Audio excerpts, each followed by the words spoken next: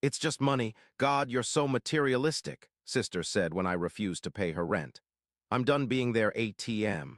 Then at 2 a.m. my phone rang with her name. My name is Ethan. I've always been the reliable one in our family. The steady rock everyone leans on when things get rough. My sister Vanessa is the opposite, a whirlwind of impulsive decisions and dramatic fallout. 4 marriages by 35, each one promising to be the one that would finally bring her happiness and stability. Each one ending in spectacular fashion, leaving emotional wreckage in its wake. I'd lost count of how many times I'd helped her pick up the pieces. The loans, the late-night phone calls, the temporary housing when she had nowhere else to go. I kept telling myself it was what family does. We support each other. We forgive. We try again. But there's a line between supporting and enabling. I just didn't know where it was, not yet. When Vanessa met Mark, I wanted to believe things would be different. He seemed more grounded than her previous husbands, had a steady job in construction, looked her in the eyes when she spoke.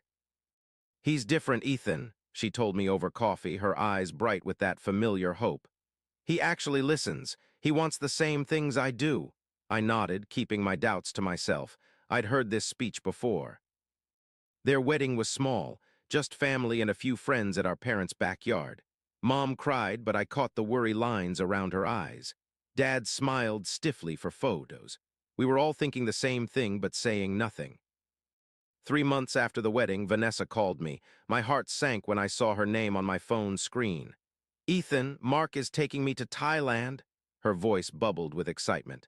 2 weeks in paradise. It's going to be amazing. My stomach tightened. I already knew what was coming next. That sounds great, Vanessa. The thing is, we're a little short on funds, just temporarily. Mark's waiting on a big payment from his last project. Of course he was. How much? I asked, my voice flat. 6,000 just to cover the resort and flights. We'll pay you back the minute we return, I promise. $6,000, not a small amount. Money I'd been saving toward a down payment on a house, my future. I should have said no. Every rational part of my brain was screaming to refuse. But then I thought, what if this time is different? What if Mark really is the one who helps her turn things around? I'll transfer it today, I said. The silence that followed told me everything. She'd expected a fight, prepared her arguments. My easy capitulation caught her off guard. Thank you, Ethan, I swear this time. I know, you'll pay me back. I hung up before she could hear the resignation in my voice. For 2 weeks, my Instagram feed filled with their vacation photos. White sand beaches, turquoise waters. Vanessa and Mark toasting with colorful drinks at sunset, looking like the perfect couple, living their best life on my dime. I tried not to feel bitter, reminded myself that my family supports each other. Maybe this vacation would strengthen their marriage, give them a foundation to build on. 3 days after they returned, Vanessa called again. My blood went cold. No, not again, not so soon. We're in a bit of a tight spot, she said, her voice small and practiced. The rent is due and Mark's client still hasn't paid him. Just $2,000 to tide us over. We'll pay you back everything at once. I promise. Something in me finally snapped. No, the silence on the other end was heavy. What do you mean, no? Her voice had an edge now. I mean no, Vanessa. I already lent you $6,000 for your honeymoon, money you haven't paid back, money you promised to return immediately. Are you serious right now? It's just money, Ethan. You've always had plenty, never had to struggle a day in your life. My jaw clenched.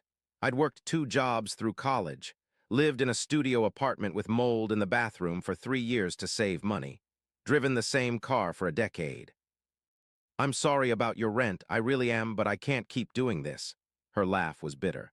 Wow, so this is how it is, your own sister facing eviction and you won't lift a finger. I closed my eyes, the guilt trip, her favorite tactic. You should talk to Mark about that payment he's waiting for. You're such an entitled asshole, always judging me, always thinking you're better. The call ended abruptly. I sat there, phone in hand, feeling both terrible and relieved. I'd finally said no, set a boundary, done what I should have done years ago. The text messages started an hour later, first from Vanessa, then from Mark. Words designed to cut deep, to make me question myself. How can you call yourself family? You've always been jealous of Vanessa. Guess we know who to count on when times get tough. Selfish prick. I turned off my phone, poured myself a drink, tried to ignore the knot in my stomach. They didn't stop at texts. They called our parents, our cousins, mutual friends, spinning a story about how I'd promised to help with their rent, then cruelly changed my mind. How they were facing eviction because of me. My phone rang. Mom. Ethan, honey, what's going on with Vanessa? She says you promised to help with their rent. My chest tightened. That's not what happened, Mom. I lent them $6,000 for their honeymoon. They promised to pay it back immediately. Now they want more. A heavy sigh on the other end. Oh, Ethan, you know how she is. You've always been the responsible one. Couldn't you help just this once? Just this once. As if it were the first time, as if it would be the last. I've helped dozens of times, Mom. Thousands of dollars. None of it paid back. I'm done. The family dinner the following Sunday was excruciating. Vanessa and Mark showed up late, faces arranged in expressions of wounded dignity. Dad asked about their honeymoon. They raved about Thailand, not a word about who paid for it. I pushed food around my plate, tried to ignore the tension that hung over the table like a storm cloud, until Vanessa cleared her throat dramatically. So we have some bad news, she announced. We're being evicted from our apartment because someone refused to help us when we needed it most. All eyes turned to me, the villain of the story. That's not fair, Vanessa, I said quietly.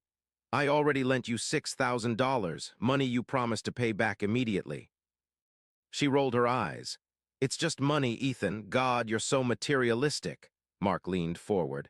We would have paid you back, man, once my client comes through with that payment. And when exactly will that be? I asked. They exchanged glances. Soon, Mark muttered. I couldn't take it anymore. There is no client, is there? No big payment coming through. You never intended to pay me back. The flash of guilt across both their faces confirmed everything. How dare you? Vanessa's voice rose.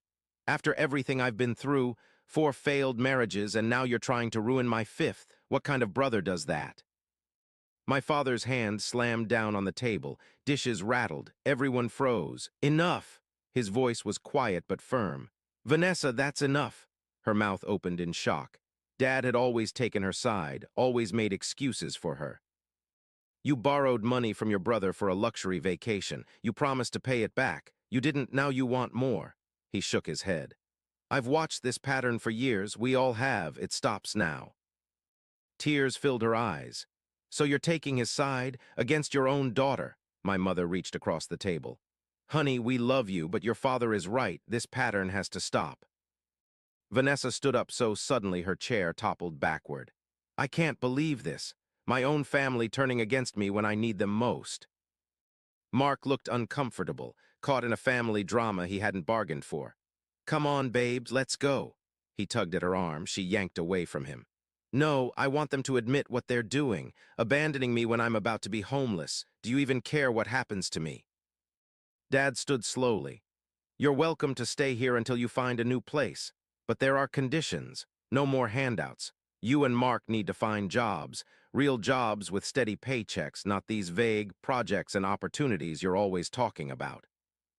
Her face contorted with rage and disbelief. This is your fault, she hissed at me.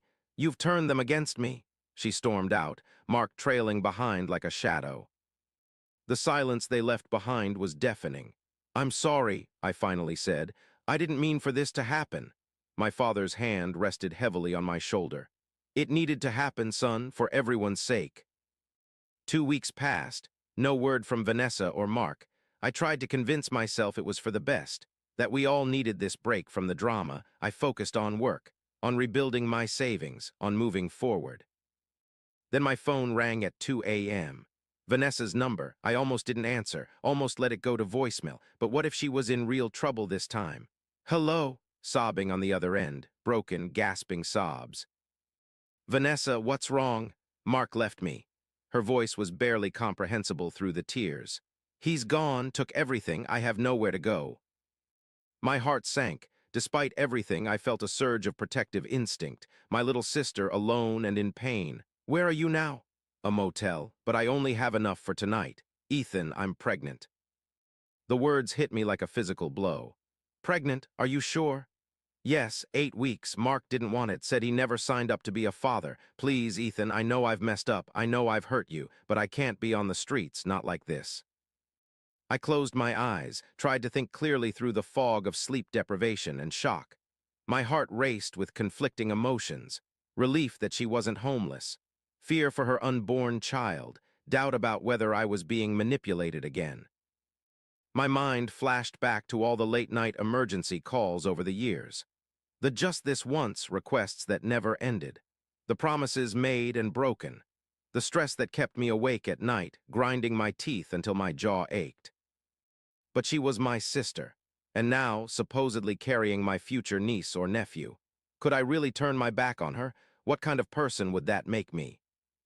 My parents' voices echoed in my head. Take care of your sister. It had been my assigned role since childhood, the responsible one, the fixer, the safety net. I took a deep breath, pushed down the warning bells clanging in my head. Okay, stay where you are tonight. Text me the address. I'll come get you in the morning. Her relief was palpable. Thank you so much. I swear things will be different this time. I hung up and lay in the darkness, staring at the ceiling, wondering if I was making another mistake, enabling her again. But what choice did I have? She was pregnant, my future niece or nephew, family. Sleep eluded me for the rest of the night. As I was getting dressed to go pick her up, my phone chimed with a text. Mark's number. Hey babe, when are you coming back? Did your brother take the bait? My blood ran cold. I read it again and again. A second text followed quickly. Shit, wrong number, ignore that. This is Mark. Then a third. Vanessa says sorry about the confusion. She'll explain everything when you get here. The realization washed over me like ice water. There was no pregnancy, no abandonment. This was another scam, another manipulation. Vanessa and Mark worked together to extract more money from me. My hands shook as I dialed my father's number. Dad, I need your advice. I explained everything, the late-night call, the pregnancy claim, the accidental text that revealed the truth. His sigh was heavy with sadness and resignation. I'm so sorry, son, your sister. She needs help we can't give her, professional help. What should I do? A long pause. What you should have done a long time ago, cut her off completely and report them for attempted fraud. My stomach lurched. You want me to call the police on Vanessa? I want you to do what's necessary for your own well-being, and maybe in the long run for hers too. I spent the morning gathering evidence, every text message, every email, bank statements showing transfers to Vanessa and Mark, screenshots of their vacation photos posted while they were supposedly broke, notes from each time they'd promised repayment. My hands trembled as I organized it all into a folder. Was I really doing this, preparing to report my own sister to the authorities? I felt sick to my stomach, lightheaded, my throat constricted as if invisible hands were choking me. What would our grandparents think if they were alive? What would this do to our parents, to our extended family? Would I be seen as the villain in this story? But then I remembered the calculated deception, the pregnancy lies, using an unborn child, a child that didn't even exist, to manipulate me. It was cruel, deliberate, predatory. I drove to the police station with my heart pounding so hard I could feel my pulse in my fingertips. Sat in the parking lot for 20 minutes, my hand on the door handle, unable to make myself get out. A memory flashed through my mind. Vanessa at 8 years old, holding my hand on her first day of school, looking up at me with complete trust in her eyes. When had that little girl turned into this person who could lie so easily, who could use me without remorse? Tears burned my eyes. I wiped them away roughly, took a deep breath, and finally stepped out of the car. The police were surprisingly understanding. They'd seen cases like this before. Family members exploiting each other's trust. The officer listened patiently as I walked through the whole history. The pattern of loans never repaid, the escalating demands, the final deception about the pregnancy. She reviewed the text messages, the financial records, the social media posts that contradicted their claims of poverty. This is textbook financial exploitation, she said gently, and what they did with the fake pregnancy claim could constitute criminal fraud. Will they go to jail? I asked, my voice barely audible. That depends on several factors: prior records, the district attorney's decision, whether they accept responsibility. She leaned forward. I understand how difficult this is, but you're doing the right thing, not just for yourself, but potentially for others they might target.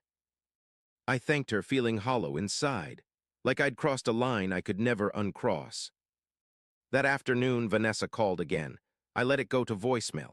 Her message was venomous. She'd been visited by police, questioned about fraud. How could I do this to her, to my own blood? I was dead to her now. She never wanted to see me again. The relief I felt was immediate and overwhelming, like putting down a weight I'd been carrying for decades. I changed my number that day, blocked her on all social media, told my parents I needed time and space to heal. They understood. They'd finally reached their own breaking point with her too. 3 years have passed since then. I moved to a new city, started fresh, built a life free from the constant drama and manipulation. My parents visit occasionally. We never mention Vanessa directly, but I know from brief comments that they've distanced themselves too. The aftermath was messy, painful. The detective kept me updated when she could. Mark fled town before charges could be filed, left Vanessa to face the music alone. Just as Dad had predicted, he abandoned her when things got tough. Vanessa was charged with fraud, not just for what she'd done to me, but for a pattern of similar scams against former friends, colleagues, and even her previous in-laws. The evidence was overwhelming. She took a plea deal. 6 months in county jail, 3 years probation, mandatory financial counseling and therapy. My parents attended her sentencing hearing. I couldn't bring myself to go. Dad told me she looked small in the courtroom, defeated. When given the chance to speak, she blamed everyone but herself. The judge wasn't sympathetic. After her release, she moved in with a former cellmate, found work as a waitress, lasted 2 months before being fired for stealing from the register, moved to another state, another fresh start that would inevitably sour. Sometimes I receive anonymous envelopes with small amounts of cash. No note, no return address. I know it's from her. It's never much. $20, $50, once $100. I donate it all to a charity that helps victims of financial abuse. I heard through my cousin that she and Mark reconnected briefly online. Tried again. It ended the same way, him leaving, her spiraling. They were toxic together, each bringing out the worst in the other. A perfect, destructive harmony. Last I heard, she was couchsurfing, still spinning stories, still looking for the next person to rescue her. But her pool of potential saviors had shrunk dramatically. Too many burned bridges, too many warnings spread through family and social circles. The consequence of a lifetime of manipulation isn't a single dramatic fall. It's the slow, inexorable shrinking of your world. The gradual disappearance of people willing to give you another chance. Sometimes I feel guilty. Wonder if there was more I could have done, if I failed her somehow by walking away. But then I remember the years of lies, the broken promises, the deliberate exploitation of my love and concern, and I know I made the right choice. The hardest lesson I've learned is that you can't save someone who doesn't want to be saved. That sometimes loving someone means letting them face the consequences of their actions. That boundaries aren't selfish, they're necessary. To anyone who's trapped in a similar cycle of manipulation with a loved one, it's okay to walk away. It doesn't mean you don't love them. It means you finally love yourself enough to say no. I still think about Vanessa, wonder where she is, if she's changed, if she's found happiness. But I don't reach out, don't open that door again. Some relationships are too toxic to salvage. Some patterns too deeply ingrained to break. Some wounds can only heal with distance and time. I've made peace with that reality. And in doing so, I finally found peace within myself. There's one lesson I've learned through all of this. It's that love without boundaries isn't really love at all. It's dependent, enablement, a slow poison that harms both the giver and receiver. True love, whether for family, friends, or partners, requires honesty, respect, accountability. Without these foundations, what looks like love is actually fear, guilt, obligation. It took me 30 years to understand this truth, to recognize that by continuously rescuing Vanessa, I wasn't helping her. I was denying her the opportunity to grow, to face consequences, to become stronger. My only regret is that I didn't set those boundaries sooner, for both our sakes. The hardest choices are often the right ones. The most painful paths frequently lead to the most necessary destinations. I hope, somewhere out there, Vanessa has finally found her way. But my life can no longer be defined by that hope. I've learned to carry her in my heart without carrying her burdens on my back, and in that distinction lies all the difference.